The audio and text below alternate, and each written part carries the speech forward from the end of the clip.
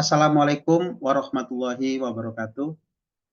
Selamat siang, sobat sekalian yang ada di seluruh penjuru negeri. Selamat menjalankan ibadah puasa di bulan Ramadan di sepertiga bulan terakhir. Semoga Allah memberikan ampunan pada kita dan menjauhkan kita dari siksa api neraka. Semoga kita dibebaskan dari siksa api neraka. Dan semoga puasa kita mengantarkan kita menjadi golongan orang-orang yang bertakwa. Sobat sekalian, pada kesempatan ini izinkan saya untuk berbagi kisah terkait banyaknya pertanyaan kepada saya tentang zakat mal perniagaan. Bulan Ramadan selalu pertanyaan itu cukup banyak ya saya terima, dan di kesempatan ini kita akan membahas 4 hal. Yang pertama tentang nisab. Nisab dari zakat mal perniagaan disetarakan dengan 85 gram emas. Kalau hari ini nilai emas kita 1 gramnya adalah sekitar 1,7 ya. Berarti asumsi nisabnya adalah 85 gram dikalikan dengan 1,7 atau sekitar 144 juta. Dibulatkan 145 juta ya. Jadi kita gunakan 145 juta. Sehingga ketika harta kita sudah mencapai 145 juta, maka disitulah milestone untuk menghitung haul berlangsung. Kira-kira seperti itu. Nah, di bisnis kita, apa yang disebut sebagai harta yang akan menjadi objek zakat? Harta yang dihitung adalah aset lancar dikurangi dengan kewajiban lancar, atau kita sebut dengan working capital. Working capital, modal kerja. Aset lancar terdiri dari uang, kas ya, dan setara kas, lalu terdiri dari piutang, dan juga terdiri dari inventory. Serta bisa juga dimasukkan marketable investment. Jadi aset-aset yang dapat diperjualbelikan dengan mudah. Itu juga masuk ke dalam kelompok aset lancar.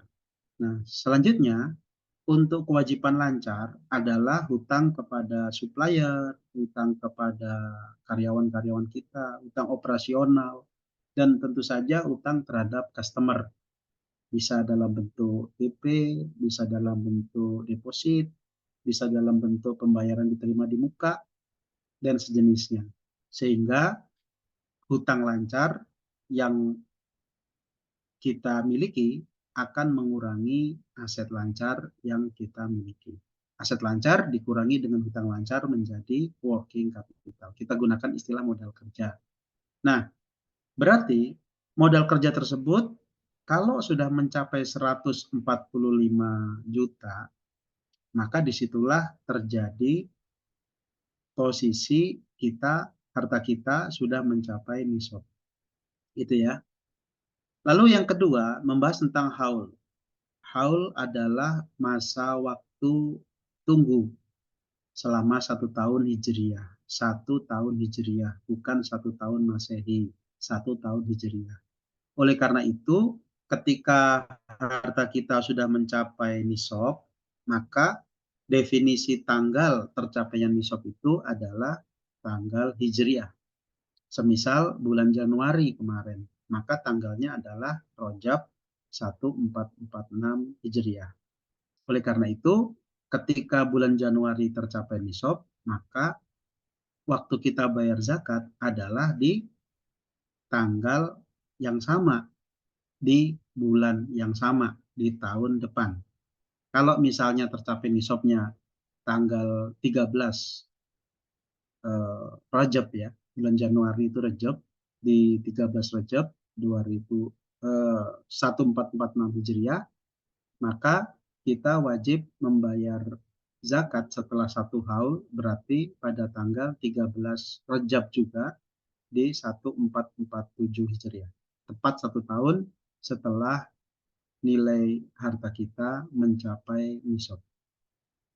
Nah, Dalam masa tunggu selama 1 tahun hijriah tersebut, bagaimana jika ketika nilai harta kita turun? Jadi working capital kita turun. Yang tadinya sudah mencapai 145 juta karena berbagai hal, karena kerugian bisnis, karena kesalahan tata kelola dan lain sebagainya, nilai working capital kita turun di bawah 145 jeriah. 145 juta maksudnya. Nah, maka perhitungan haulnya menjadi batal. Semisal nih ya, tadi tanggal 13 Rejab sudah masuk tercapai nisab, namun pada tanggal 20 Zulhijjah gitu ya, 3 bulan lagi, ternyata nilai modal kita, modal kerja kita itu turun di bawah 145 juta. Maka akan terjadi pembatalan dari masa haul itu. Kemudian 3 bulan berikutnya lagi di bulan Rabiul Awal gitu ya, katakanlah 12 Rabiul Awal, nilai working capital kita mencapai lagi 145 juta. Sehingga kita menghitung ulang masa haul bukan sejak tanggal 13 Rajab tadi, melainkan pada tanggal 12 Rabiul Awal. Karena 12 Rabiul Awalnya jatuh pada 1447 Hijriah, maka kita baru berkewajiban membayar zakat lagi pada satu haul berikutnya, yaitu 12 Rabiul Awal 1448 Hijriah. Bagaimana jika antara 1447, 12 Rabiul Awal 1447 Hijriah ke 12 Rabiul Awal 1448 Hijriah, ternyata working capital kita turun lagi, maka juga terjadi pembatalan lagi penghitungan haul. Gitu terus. Jadi selama harta kita nilainya naik turun, melewati nisab, turun lagi di bawah nisab, melewati nisab, turun lagi. Maka kita nggak akan pernah punya kewajiban bayar zakat. Lawang posisinya juga masih batas miskin, kira-kira begitu ya. Akan berbeda jika nilai kita, nilai working capital kita makin lama makin naik, makin naik, makin naik. Sehingga begitu tercapai satu haul, maka harus dibayarkan zakatnya. Yang ketiga adalah tentang pemahaman yang baru diketahui di akhir. Padahal haulnya atau nisabnya sudah tercapai sejak 5 tahun yang lalu. Misalnya begitu ya. Maka semisal nih 5 tahun yang lalu nilai dari working capital kita itu sudah 200 juta. Jatuh tempo nisabnya, jatuh tempo haulnya adalah 1 tahun setelah itu.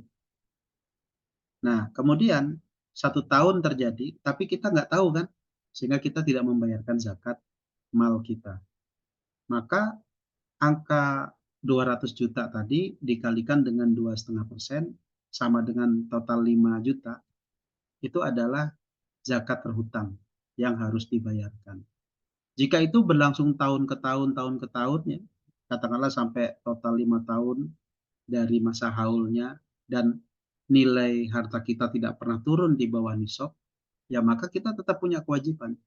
Sehingga setelah dihitung dari tahun ke tahun tadi, nilainya yang 5 juta itu akan dikalikan dengan 5 kali. Berarti total 25 juta. Kapan dibayarkan? Sekarang juga begitu kita tahu. Bukan menunggu haul, enggak. Yang menunggu haul itu adalah yang tahun kewajiban bayar zakat yang tahun berjalan. Tapi kewajiban bayar zakat yang tahun-tahun yang sebelumnya tidak perlu menunggu haul, langsung dibayarkan juga. Kalau memang ada yang dapat dibayar. Nah, maksudnya ada yang dapat dibayarkan itu adalah apa saja. Bisa kas dan setara kas, uang ya. Bisa juga piutang. Piutang juga bisa dipakai bayar zakat.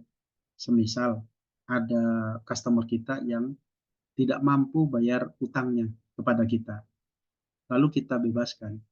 Itu juga bisa disebut sebagai bayar zakat dengan piutang.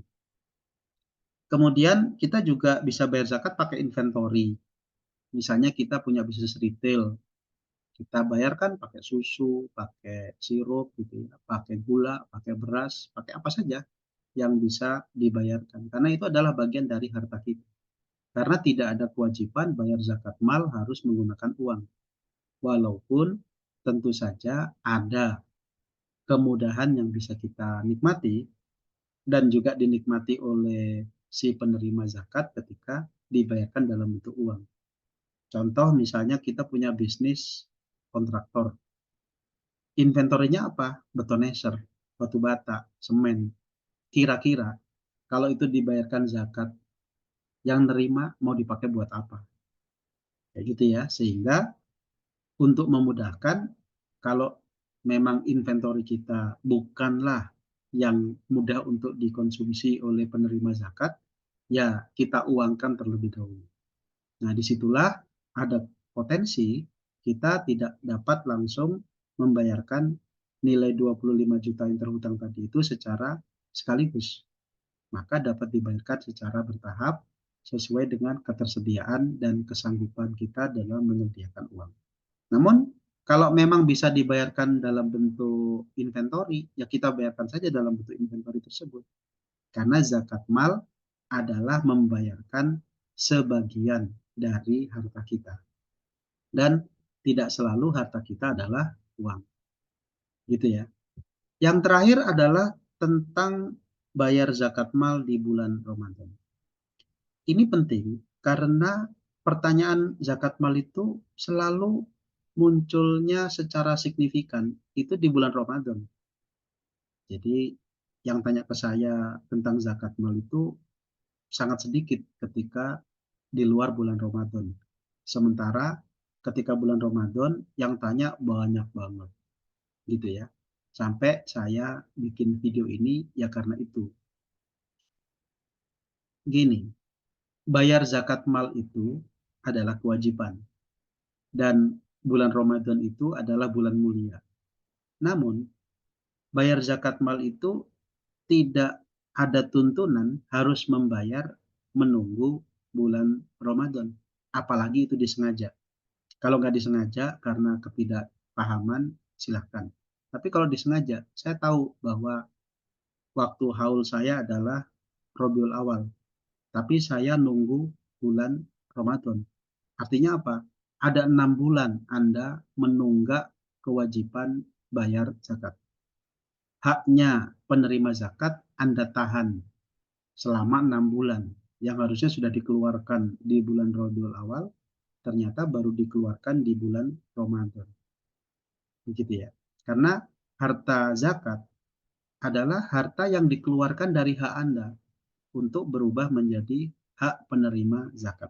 Jadi kalau misalnya tidak segera dikeluarkan, maka Anda sedang menunda haknya orang lain.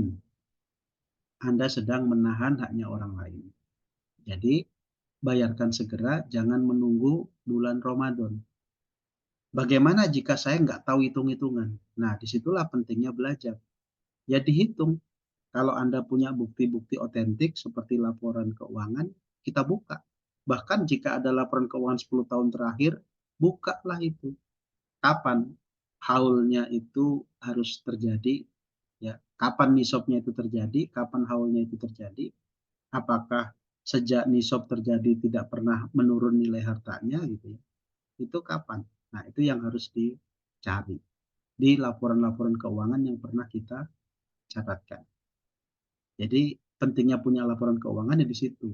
Ketika kita bicara tentang zakat perniagaan, maka acuannya adalah laporan keuangan. Kalau kita nggak punya laporan keuangan tentu akan sulit. Itu ya. Nah, mengapa bayar zakat mal itu kok nggak di bulan Ramadan? Kan bulan mulia, bulan tempat di mana kita harus melakukan amalan-amalan sebanyak-banyaknya. Ingat, zakat itu kewajiban, bukan sekedar amalan biasa, apalagi amalan sunnah. Ini sama persis seperti ketika kita sholat duhur di sepertiga malam terakhir. Boleh nggak? Sholat duhur itu kan wajib. Sepertiga malam terakhir adalah waktu yang baik. Boleh nggak sholat duhur kita lakukan di sepertiga malam terakhir?